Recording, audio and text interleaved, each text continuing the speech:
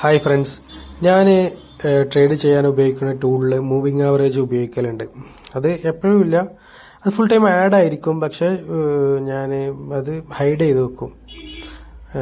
എന്നിട്ട് ആവശ്യം ഉണ്ടാകുമ്പോൾ ഒന്ന് ഓണാക്കും. അപ്പോൾ അങ്ങനെയാണ് ചെയ്യൽ. അത് ട്രെൻഡ് മനസ്സിലാക്കാൻ വേണ്ടിയിട്ടാണ്. മൂവിങ് ആവറേജിൽ നമുക്ക് ട്രെൻഡ് മനസ്സിലാക്കാൻ പറ്റും. ഇപ്പോൾ 200 ഇതിൽ ഞാൻ ചെയ്തിരിക്കുന്നത് 3 മൂവിങ് ആവറേജ് SM ആണ്. അതിൽ 200 യെല്ലോ കളറിലുള്ള 200, 20 ഈ റെഡ് കളറിലുള്ളത്, പിന്നെ 5 ഗ്രീൻ കളർ. ഇത് മൂന്നും മുകളിലോട്ട് ചെരിഞ്ഞ് നിൽക്കുകയാണെങ്കിൽ നമുക്കൊരു അപ് ട്രെൻഡ് എന്ന് വെച്ചാൽ 5 മിനിറ്റിലൊക്കെ ഒരു അപ് ട്രെൻഡ് ഉള്ള ഒരു ട്രേഡ്, മറ്റുള്ള സ്ട്രാറ്റജികളൊക്കെ ഒത്തുവരികയാണെങ്കിൽ അങ്ങനെ ഒരു ട്രേഡ് എടുക്കാൻ പറ്റും. അതുപോലെ മൂന്നും താഴോട്ടാണ് ചെരിഞ്ഞ് നിൽക്കുക എന്നുണ്ടെങ്കിൽ നമുക്ക് ഒരു പുട്ട് ബൈ ചെയ്യാൻ പറ്റിയ സാഹചര്യം ഉണ്ടാവും. പക്ഷെ മറ്റുള്ള സ്ട്രാറ്റജികളൊക്കെ നിങ്ങൾ ഉപയോഗിക്കുന്ന സ്ട്രാറ്റജികളൊക്കെ കറക്റ്റ് ആണെങ്കിൽ മാത്രമാണ് ഇങ്ങനെ ചെയ്യേണ്ട ആവശ്യമുള്ളൂ. പിന്നെ ഓൾറെഡി സക്സസ് ആയ സ്ട്രാറ്റജി ഉപയോഗിക്കുന്ന ആളുകൾ ഇതുപോലത്തെ ഇൻഡിക്കേറ്ററുകളൊന്നും യൂസ് ചെയ്യാത്ത നല്ലത്. അവരുടെ സക്സസ് ആണെങ്കിൽ ആ വഴിക്ക് പോവുക.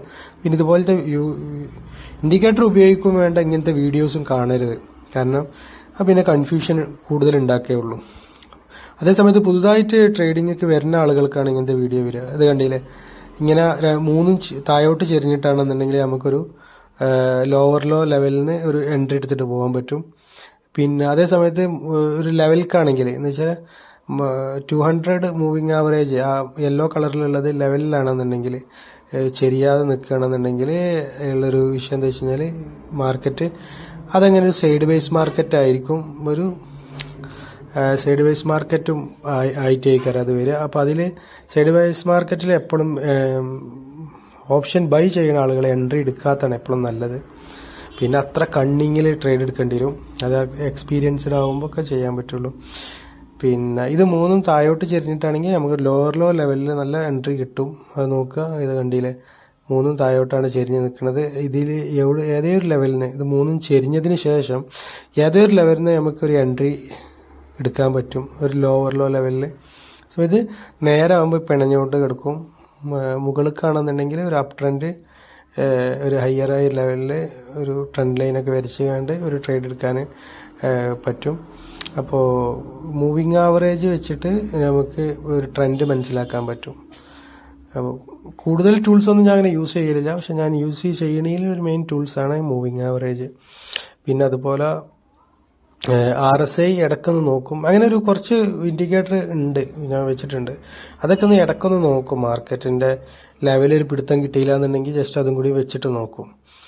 പിന്നെ ഈ ഇൻഡിക്കേറ്ററൊക്കെ വെച്ചിട്ട് ഏതൊക്കെ ട്രേഡ് നമുക്ക് അവോയ്ഡ് ചെയ്യാന്നുള്ളതും കൂടി നോക്കാൻ പറ്റും. ഇപ്പോൾ നമ്മളൊരു മാർക്കറ്റ് സൈഡ് വേസ് പോകാനുള്ളൊരു സാധ്യതയാണ് ഇൻഡിക്കേറ്റർമാർ കാണിക്കണമെന്നുണ്ടെങ്കിൽ, നമ്മളൊരു അപ് ട്രെൻഡ് ട്രേഡ് എടുക്കാനുള്ള ഒരു തോന്നലിലാണ് നമ്മളുണ്ടെന്നുണ്ടെങ്കിൽ ആ ട്രേഡ് നമുക്ക് തൽക്കാലം എടുക്കാതിരിക്കുക. കാരണം നമുക്കൊരു ട്രേഡ് മിസ്സായിട്ടൊന്നും വരാനില്ല. പക്ഷെ ഒരു സ്റ്റോപ്പ് ലോസ് ട്രേഡ് ആഡ് ചെയ്യണക്കാട്ടി നല്ലത് ഒരു ട്രേഡ് മിസ്സായി പോകുന്നതാണെന്നാണ് എൻ്റെ ഒരു കാഴ്ചപ്പാട്.